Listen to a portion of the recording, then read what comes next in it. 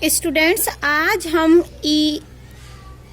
Aldehyde और ketone के भौतिक गुण पढ़ेंगे। क्या पढ़ेंगे? एल्डिहाइड और कीटोन के भौतिक गुण। तो सबसे भौतिक गुण में सबसे पहले हम अवस्था के बारे में पढ़ते हैं। तो जो मेथेनल होता है वो हमारी क्या होती है? गैस। मेथेनल, ये HCHO, ये एल्डिहाइड है और ये एल्डिहाइड क्या होता है? गैस। एथेनल मतलब CH3CHO, ठीक है। इसको फॉर्मल्डिहाइड, इसका सामान्य नाम क्या है? फॉर्मल्डिहाइड। और आयुपेक नाम क्या है? मेथेनल। और मेथेनल क्या होती है? गैस। कौन सी अवस्था में पाई जाती है मेथेनल? गैस अवस्था में। जबकि एसिटल्डिहाइड जो सामान्य नाम है इसका एसिटल्डिहाइड, और आयुपेक नाम क्या है? इथेनल। तो इथेनल किस अवस्था में पाई जाती है? वाष्पशील द्रव। और मेथेनल और एथेनल को छोड़कर, अब ध्यान से समझिए, मेथेनल किस अवस्था में पाई जाती है? गैस में। एथेनल किस अवस्था में पाई जाती है? वाष्पशील द्रव, ठीक है। अब मेथेनल और एथेनल को छोड़कर जो अन्य एल्डिहाइड और कीटोन होते हैं, अन्य एल्डिहाइड और कीटोन मतलब इन दोनों को छोड़कर जो भी एल्डिहाइड और कीटोन होते हैं वो या तो द्रव होते हैं या ठोस होते हैं। देखिए साफ साफ लिखा है। कम ताप पर मेथेनल गैस रूप में पाई जाती है, एथेनल एक वाष्पशील द्रव है, और अन्य एल्डिहाइड एवं कीटोन कमरे के तापमान पर द्रव या ठोस होते हैं। इतनी बात समझ में आई। अब हमें दूसरा भौतिक गुण पढ़ना है, क्वथनांक। क्या पढ़ना है?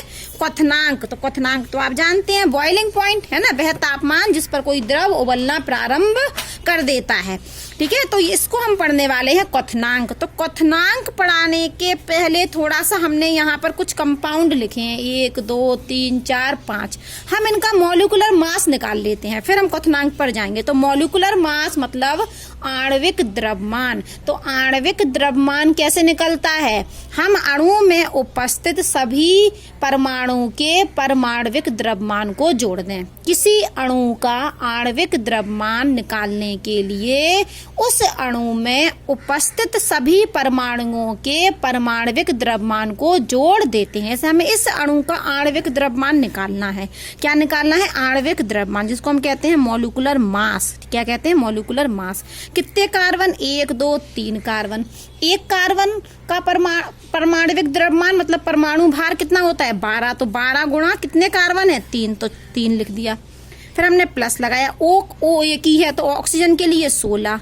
हाइड्रोजन कितने हैं? 3 2 5 और 1 6। तो 6, और इसका कितना होता है हाइड्रोजन का परमाणु भार? 1। इसको सॉल्व कर लो। 12 3 36, 36 में 6 जोड़ो और 16 जोड़ो तो ये आएगा 58।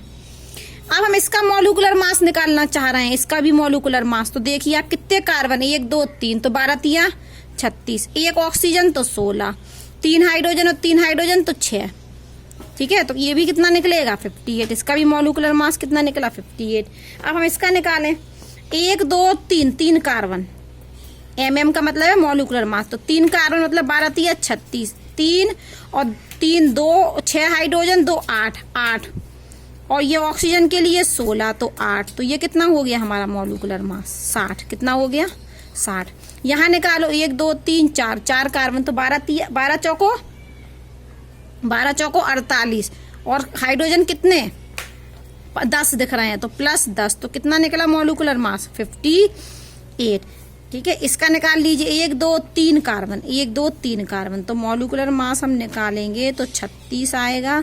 3 2 5 6 7 8 हाइड्रोजन है, और ऑक्सीजन कितना? 16। तो इसका भी निकालेंगे तो 60 आएगा। मॉलिक्यूलर मास कितना आएगा? 60, ठीक है। तो अभी हमने कुछ नहीं किया, हमने ये कंपाउंड जो हमें दिए थे, इस कंपाउंड का नाम इसको दे दिया हमने पहला कंपाउंड। ये हो गया हमारा दूसरा कंपाउंड, ये हो गया हमारा तीसरा कंपाउंड, ये हो गया चौथा कंपाउंड, और ये है हमारा पांचवा कंपाउंड। ये 5 कंपाउंड दिए थे और हमने इनके क्या निकाल लिए? मॉलिक्यूलर मास निकाल लिए। तो 58 58 60 58 और 60। तो 58 58 58 तो तीनों तो बिल्कुल समान है, और 60 इसके क्या है? लगभग समान है। मतलब ये जो हमें 5 कंपाउंड दिए हैं, इन 5 कंपाउंड का जो मॉलिक्यूलर मास है वो लगभग समान है। तो इन 5 कंपाउंड को हम समतुल आणविक द्रव्यमान वाले कंपाउंड कहेंगे। तो एक लाइन होती है कि अब क्वथनांक पर आते हैं हम, कि एल्डिहाइड व कीटोनों के क्वथनांक। किसके क्वथनांक? एल्डिहाइड और कीटोनों के क्वथनांक समतुल आणविक द्रव्यमान। समतुल आणविक द्रव्यमान मतलब क्या होता है? कि एल्डिहाइड और कीटोन का जितना भी आणविक द्रव्यमान हो उतना ही हाइड्रोकार्बन और ईथर का हो। ठीक है, एक एल्डिहाइड है, एक कीटोन है और एक हाइड्रोकार्बन है और एक ईथर है, और चारों का समतुल आणविक द्रव्यमान है, मतलब आणविक द्रव्यमान क्या है, समान। तो हमेशा एल्डिहाइड और कीटोन का क्वथनांक ज्यादा होता है। जैसे आप यहाँ देखिए, ये जो कंपाउंड है CH3 CH2 CHO, ये क्या है, एक एल्डिहाइड। और एल्डिहाइड में कौन सा एल्डिहाइड है, प्रोपेनल। क्या है, प्रोपेनल। ये एक कंपाउंड है, ये क्या है हमारा, कीटोन। और कीटोन में इसका नाम क्या है, एसीटोन। तो हमने एक एल्डिहाइड लिया, एक कीटोन लिया। ये क्या है हमारा, ईथर। पहचानिए, ये O से दोनों तरफ एल्काइल ग्रुप जुड़े, ईथर। और इसका आयुपेक नाम क्या है, मिथॉक्सी ईथेन। और ये हमारा क्या है, एक हाइड्रोकार्बन। और हाइड्रोकार्बन में इसका नाम 1 2 3 4 तो ब्यूटेन।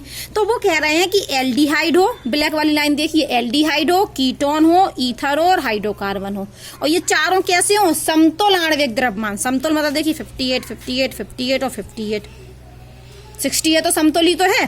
तो यदि ये चारों कंपाउंड होंगे, एल्डिहाइड, कीटोन और ईथर और हाइड्रोकार्बन, इन चारों का यदि आणविक द्रव्यमान समान होगा तो हमेशा एल्डिहाइड और कीटोन का क्वथनांक का मान ईथर और हाइड्रोकार्बन से ज्यादा होता है। क्या बात बोला कि एल्डिहाइड और कीटोन का बॉइलिंग पॉइंट का मान ईथर और हाइड्रोकार्बन से ज्यादा होता है। लेकिन ये सब कैसे होने चाहिए, समतुल आणविक द्रव्यमान वाले। फिर से लाइन पढ़ लेते हैं, एल्डिहाइड व कीटोनों के क्वथनांक। क्या बोला, एल्डिहाइड व कीटोनों के क्वथनांक। ठीक है, समतुल आणविक द्रव्यमान वाले, समतुल आणविक द्रव्यमान वाले हाइड्रोकार्बन और ईथर से अधिक होता है।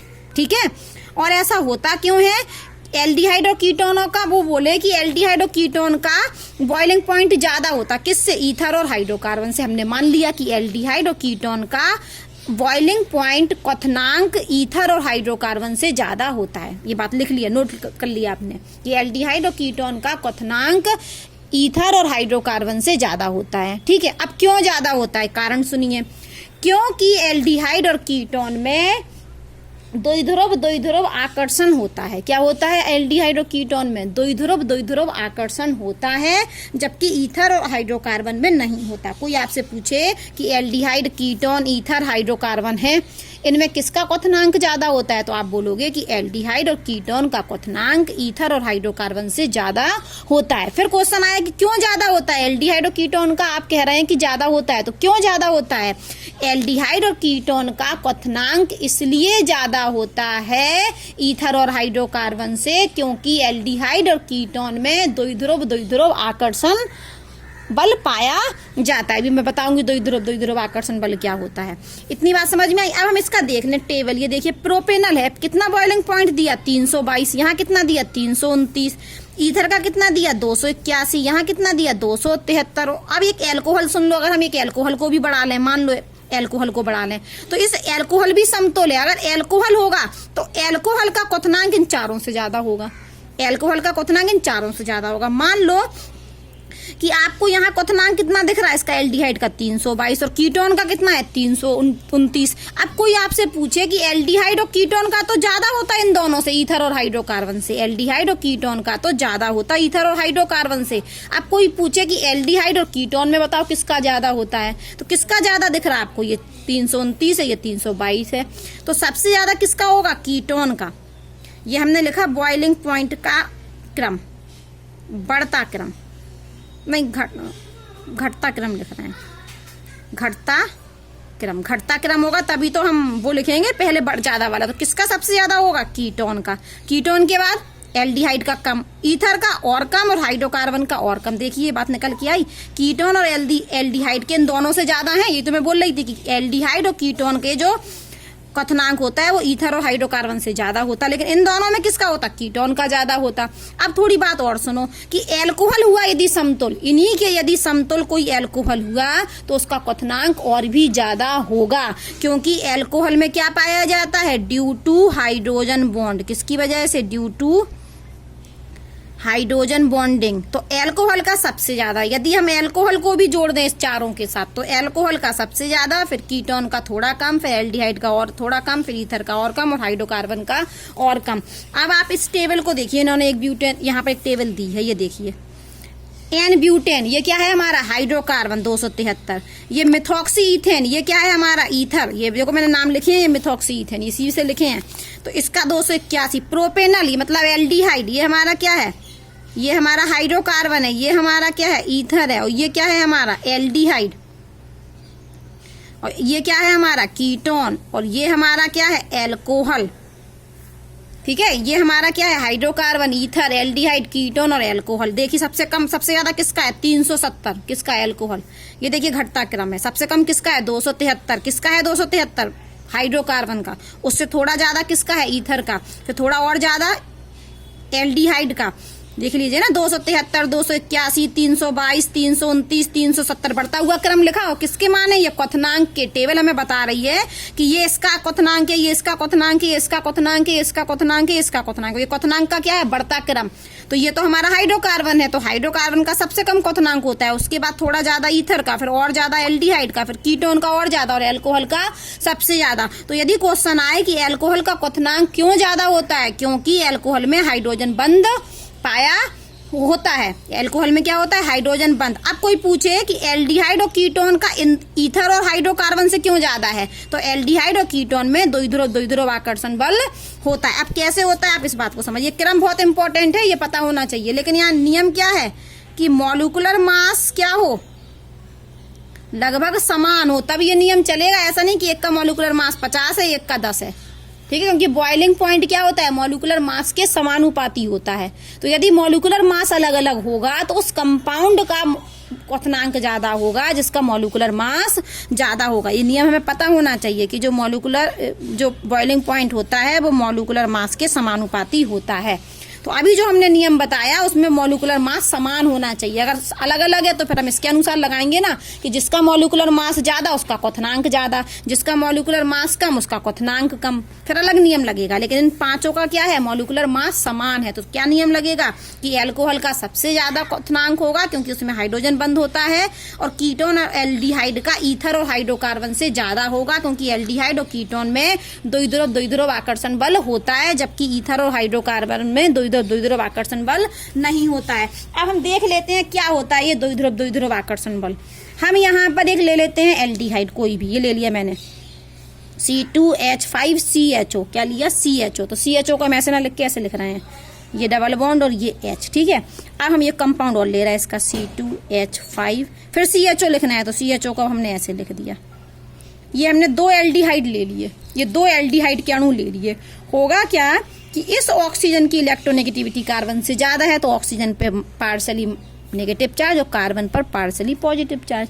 यहाँ भी यही होगा, ऑक्सीजन की इलेक्ट्रोनेगेटिविटी ज्यादा है तो इस ऑक्सीजन पर पार्शली नेगेटिव चार्ज, इस कार्बन पर पार्शली पॉजिटिव चार्ज। अब प्लस और माइनस आपस में एक दूसरे को अट्रैक्ट करते हैं, तो ये कार्बन पर प्लस है और इस ऑक्सीजन पर क्या है माइनस, तो यहाँ पर ये एक बल के द्वारा जुड़ जाएंगे, एक बल के द्वारा जुड़ जाएंगे। इसी बल को हम कहते हैं द्विध्रुव आकर्षण बल, और इंग्लिश में बोलते हैं लेकिन डाइपोल इंटरेक्शन, और हिंदी में बोलते हैं द्विध्रुव आकर्षण बल, द्विध्रुव आकर्षण बल। लेकिन ये कैसा बल होता है, वीक होता है, स्ट्रॉन्ग बॉन्ड नहीं है, ये वीक है। तो एल्डिहाइड में यदि ये अणु होगा तो वो एल्डिहाइड का दूसरा अणु आपस में जुड़ जाता है, किसके द्वारा, द्विध्रुव आकर्षण बल के द्वारा, ठीक है।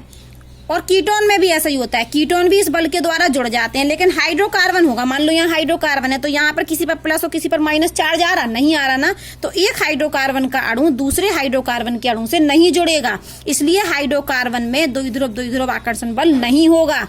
और जब हाइड्रोकार्बन में द्विध्रुव आकर्षण बल नहीं होगा तो उसमें उसका क्वथनांक कम होगा, जबकि एल्डिहाइड और कीटोन में इस तरीके से जुड़ जाता है, इसलिए एल्डिहाइड और कीटोन में द्विध्रुव आकर्षण बल होता है, इसलिए इनके क्वथनांक ईथर और हाइड्रोकार्बन से ज्यादा होते हैं। अब जरा हम देख लें, वो ये सब जितना बोलना है या सब लिखना है आपको किताब से। हम जरा एल्कोहल को ले लें, एक C2H5OH, एक अणु और ले लेते हैं हम किसका, C2H5OH का, पलट के लिख दे रहा है इसको HOC2H5, पीछे की तरफ से लिख दिया C2H5OH। तो क्या होगा, इस पर तो माइनस चार्ज ऊपर, इस H पर पॉजिटिव चार्ज, इस पर पॉजिटिव चार्ज, इस पर माइनस चार्ज, कौन किससे आकर जुड़ जाएगा, ये वाला O पर नेगेटिव चार्ज है, इस हाइड्रोजन पर प्लस चार्ज है, तो ये हाइड्रोजन क्या होगा, इस ऑक्सीजन से जुड़ जाएगा और कौन सा बॉन्ड बना लेगा, हाइड्रोजन बॉन्ड। और आप जानते हैं कि जो हाइड्रोजन बॉन्ड होता है वो डाइपोल डाइपोल इंटरेक्शन बल से स्ट्रांग होता है। ये थोड़ा इसकी अपेक्षा तो क्या होता है, इसकी अपेक्षा थोड़ा स्ट्रांग होता है, ठीक है, इस बॉन्ड की अपेक्षा स्ट्रांग बॉन्ड होता है, इसलिए अब ये मजबूत बंध से जुड़ गए। अल्कोहल क्या होते हैं, मजबूत बंध से जुड़ गए, तो इनको अलग करना के लिए हमें ज्यादा तापमान की आवश्यकता होगी, इसलिए अल्कोहल का बॉइलिंग पॉइंट और ज्यादा बढ़ जाता है। जबकि एल्डिहाइड और कीटोन का बढ़ता तो है, हाइड्रोकार्बन की अपेक्षा तो बढ़ता है, क्योंकि हाइड्रोकार्बन में तो कोई बल है ही नहीं, कोई आकर्षण बल है ही नहीं। हाइड्रोकार्बन के ये अणु का दूसरे अणु के साथ कोई आकर्षण बल नहीं है, लेकिन एल्डिहाइड और कीटोन में तो है, लेकिन कैसा है, द्वि ध्रुव आकर्षण बल, वीक है लेकिन है तो। लेकिन अल्कोहल में क्या बन जाता है, हाइड्रोजन बंध जो क्या होता है, स्ट्रांग होता है, तो इसको तोड़ने में हमें और अधिक एनर्जी की आवश्यकता होगी, इसलिए अल्कोहल का बॉइलिंग पॉइंट सबसे ज्यादा होता है। अब हम आते हैं किताब पर, एक प्रश्न दिया है, देखिए यहाँ पर एक एल्डिहाइड दिया, ये देखिए इसको, ये एल्डिहाइड है, फिर कॉमा लगा, ये क्या दिया, OH, तो ये अल्कोहल दिया, फिर ये क्या दिख रहा, कॉमा के बाद ये कंपाउंड हमें क्या दिख रहा, ईथर, और ये क्या दिख रहा, हाइड्रोकार्बन, और बोले इसको बढ़ते हुए क्रम में लिखो, तो हमने इनका नाम लिख लिया। प्रश्न नंबर ये क्या है, उदाहरण है हमारा 12.2, ठीक है। पहला जो कंपाउंड है वो दिया है CH3 CH2 CH2 CHO, बस हमने इसकी कैटेगरी लिख ली, ये किसके अंतर्गत आता है, भैया एल्डिहाइड है ये, पहला हो गया। दूसरा क्या दिया हमें, CH3 CH2 CH2 फिर CH2 फिर OH, और ये क्या है हमारा एल्कोहल। तीसरा हमें दिया C2H5O C2H5, और ये दिया हमें ईथर। चौथा कंपाउंड हमें दिया है CH3 CH2 CH2 CH3, ठीक है। ये क्या है हमारा, ये है हमारा हाइड्रोकार्बन।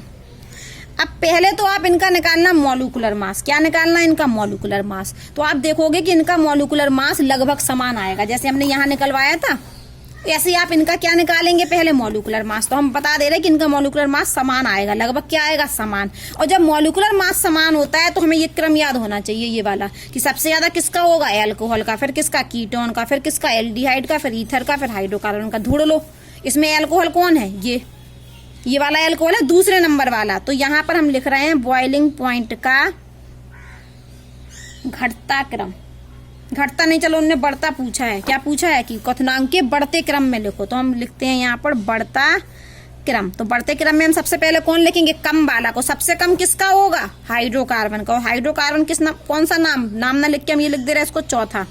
उसके बाद उससे ज्यादा किसका होगा, ईथर, तो ईथर का नंबर क्या है, तीसरा नंबर। एल्कोहल और एल्डिहाइड में किसका कम होगा, एल्डिहाइड का, तो 1 नंबर, और सबसे ज्यादा किसका होगा, 2 नंबर का। अब इसको हम ऐसे लिख दें, चौथे का क्या है, चौथा क्या था हमारा, हाइड्रोकार्बन, ये था ना CH3 CH2 CH2 CH3, ये लिख दिया उन्होंने, देखो ये चलो यही लिख ही देते हैं हम। चौथा क्या है हमारा, ये लिखा, पूरा लिख दें आप इसको इस तरीके से, CH3 CH2 CH2 CH3, सबसे कम इसका होगा। फिर हमारा किसका होगा, ईथर का, तो हम लिख दें C2H5O C2H5। फिर क्या लिखेंगे हम, एल्डिहाइड, तो ये CH3 CH2 CH2 CHO। फिर सबसे ज्यादा किसका होगा, अल्कोहल का, क्यों, क्योंकि अल्कोहल में हाइड्रोजन बंध पाया जाता है। बहुत सिंपल है, आप इसको एक बार किताब से पढ़ लेंगे, आपको पूरा समझ में आ जाएगा। अब हम पढ़ेंगे सॉल्युबिलिटी नेक्स्ट वीडियो में।